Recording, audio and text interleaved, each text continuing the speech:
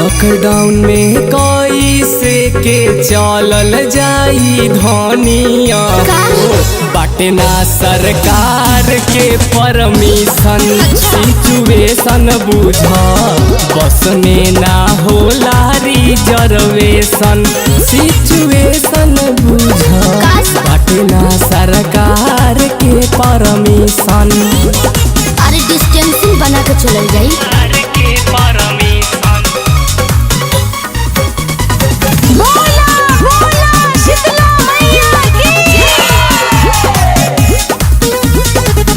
देख के जानानी नहीं रोकी है हो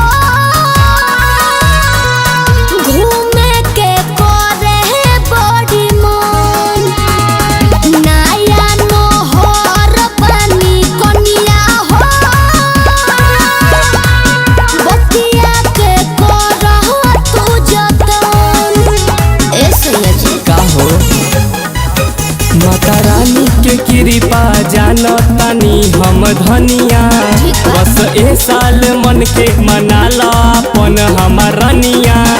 अब होत नहीं के हमसे इंतजार। सुनो ना लॉकडाउन में कैसे के चलल जाई धनिया बाटे ना सरकार के परमिशन। सिचुएशन बुझ बस में ना होला रिजर्वेशन।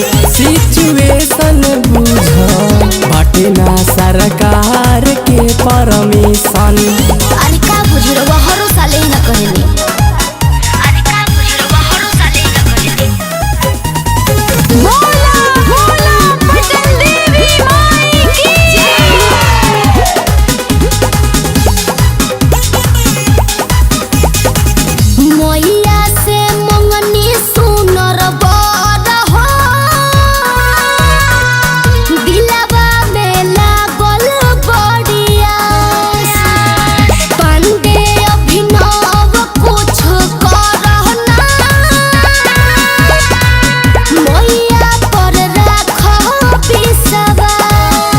एकदम ना मनबू